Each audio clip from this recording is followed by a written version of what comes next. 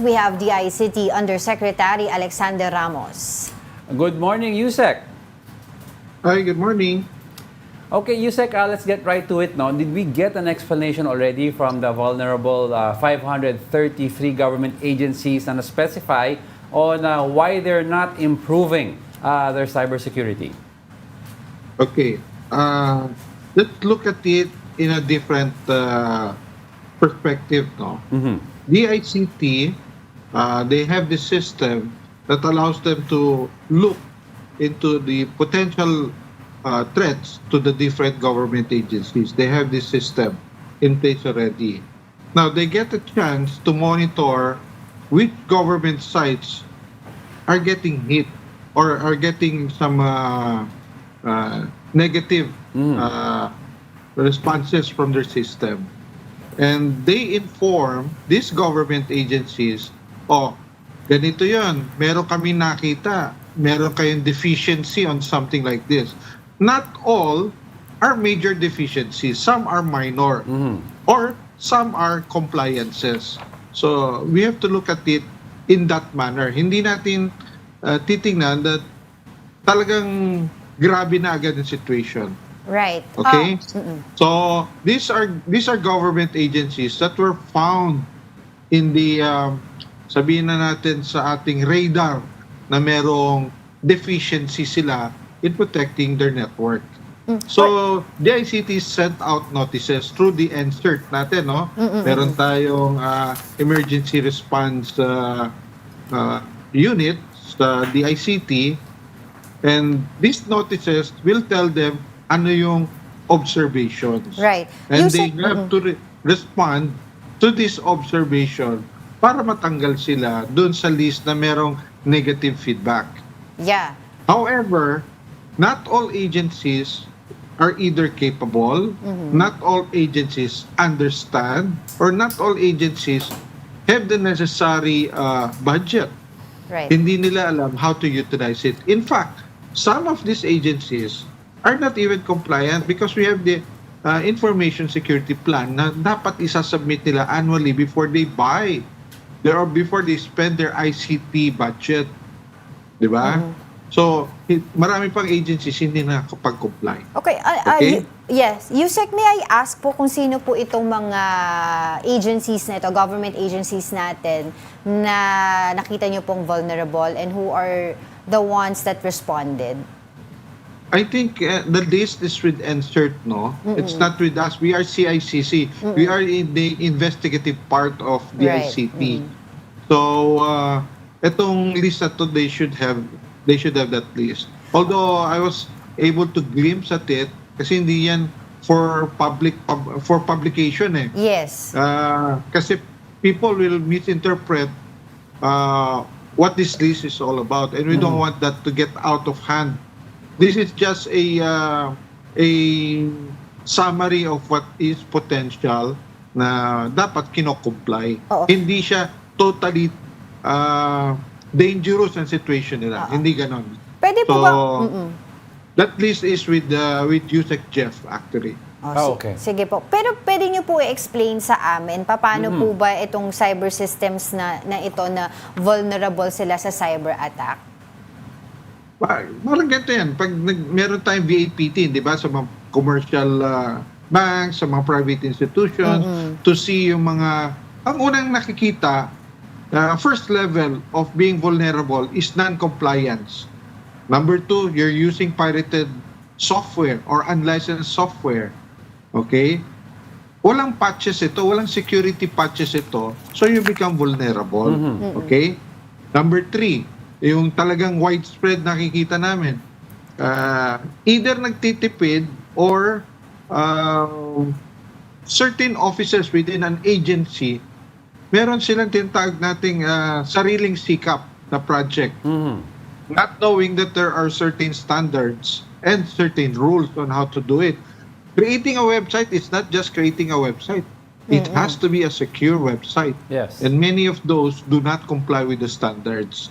In fact, pinapagawa lang nila dyan sa kaibigan o sa isang relative na marunong mag-computer, marunong gumawa ng website, not knowing that what they're doing exposes them to potential vulnerability, lalo na pag nililink nila sa kanilang system. Or, meron silang mga database na accessible through their website. Yun ang sinasabi ko, hindi sila nagko-comply. No? They have to comply with that. That's right. Those are basic things. I'd like to touch up on that, what you said. No? Sometimes an agency may magkakaroon sila ng bagong programa, tapos gagawa bigla ng website. Nagkaroon po ng, I think, I don't remember what agency it was. They said na they developed a website for a new program, pero wala sa budget daw yung antivirus nila. Pero they put the website up and running pa rin despite of not having a antivirus. So, napasukan daw sila at that time. Do you think, Yusek, there should be a protocol na kung wala sa budget or magkaroon ng provisional budget na in case na mag-lapse ang isang antivirus sa isang agency or may bagong proyekto na kailangan ng website, na ready po, mayroon tayong budget to renew the licenses of this antivirus? I believe the DBM has been informed of these issues already, no? Kasi yung budget natin is pang-annual budget lang. Hindi siya pang long-term budget. Okay. And besides, it's not automatic. Now, if you have a change of administration or a change of personnel, no overlook ito. The reason is mababa ang cybersecurity awareness ng unit na yan within the agency or within the government office. So we are increasing our cybersecurity awareness in a campaign, a massive campaign within the national government.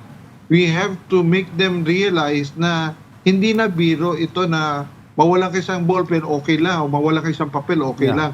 Hindi ho ganon. Sa data system natin, information security, malaki yung kawalan yan. So we are increasing this. Yun ang unang-una, increasing cybersecurity awareness. Number two, as far as budget is concerned, that's why they are mandated to submit an ISSP para makita namin ni DICT kung tama ba yung pinapurchase nyo, meron ba kayong kulang na pinapurchase na dapat na meron kayo. Now, if you will not submit that, then DICT cannot see that, no?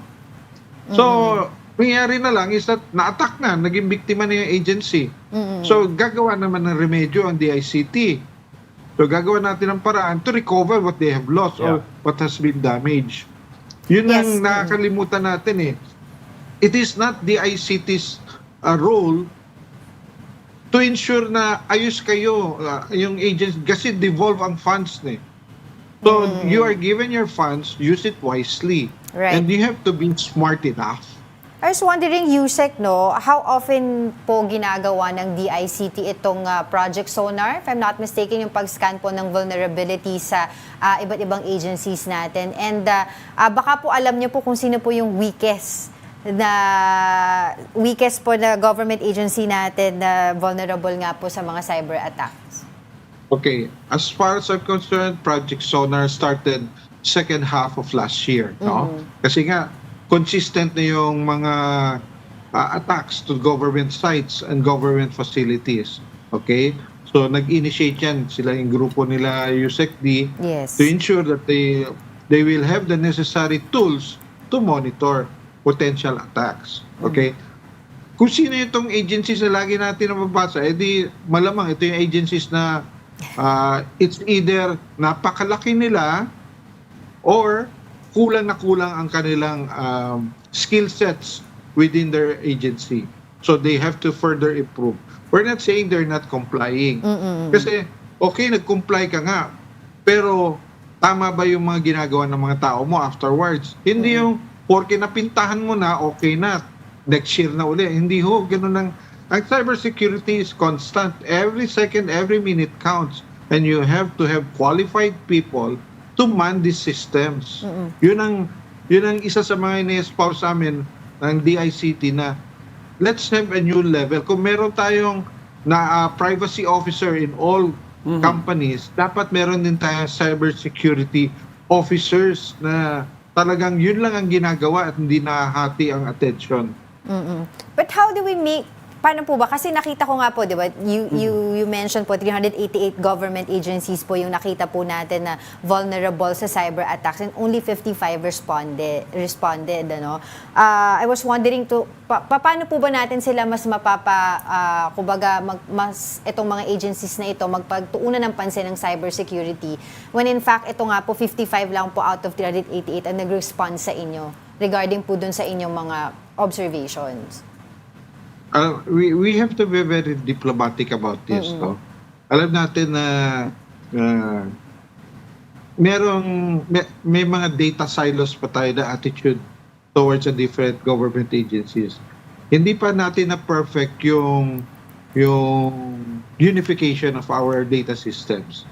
So kanya-kanya I'm protective of what I have right now. Ganun yung nagiging attitude eh. Yes. So they don't allow other people to get into it. So kung may problema, sila ang accountable, hindi kung sino-sino. Now, making them comply, DICT, through the Office of the President, was able to ask for the issuance of an executive order mandating all government agencies to cooperate, to report, to collaborate, no, through our insert. Yun yung order ng through the executive secretary. Yes. And it will take a while. Kumbaga sa meron tayong period of adjustment kasi it was only last month na issue. Hopefully they will be able to comply. They are still, tandaan nyo, may problem tayo, qualified people. Okay? Kulang tayo sa qualified people in those agencies that needs to be trained. Kung kulang sila, tumutulong kami para mag-train. Pero hindi ho instant yan. It takes a while for them to learn, takes a while for them to embrace that cybersecurity is very delicate matter and needs real full-time people to work on it. Okay, lastly, Yusek, I'd like to ask, you said we need more qualified people, we need people who know this stuff. Now, do you think we have enough programs or laws in place that could address these needs, or do we need to talk to lawmakers more para it's time to beef up our cybersecurity sa ating bansa? Definitely, we need more. In fact, our laws should be like technology also. Especially if it is technology related. Why? Mabilis mag-evolve eh. Walang flexibility ang batas eh. When we create our laws, it's fixed. Walang flexibility. But technology doesn't work that way. Technology works very fast. In fact, ang development ng mga chips natin, after 3 months, may bago, may mas mabilis, may mas malakas. We don't even have a law regulating AI and emerging technologies, emerging threats. Wala po tayong ganong klaseng batas that will deal with the future. So, we are asking Congress, okay, let's be a bit more flexible, more future-ready tayo yung ating mga batas that we need to pass ASAP. Hindi ho pwedeng, kasi matagal ang process, no? There are certain procedures na sinusunod ng and hopefully makapag-change na rin or makapag-adapt tayo to the forever evolving na mga challenges. That's right. And I think we have our lawmakers studying the model of Estonia, how they are coping, as well as other countries who are really embracing technology. Alright, nako sige. Siguro po, hopefully we can still invite you again para pag-usapan pag-usapan naman yung AI and deepfake na po na nauuso ngayon. But for the meantime, maraming salamat po sa inyong oras, DICT Undersecretary Alexander Ramos. Anytime po.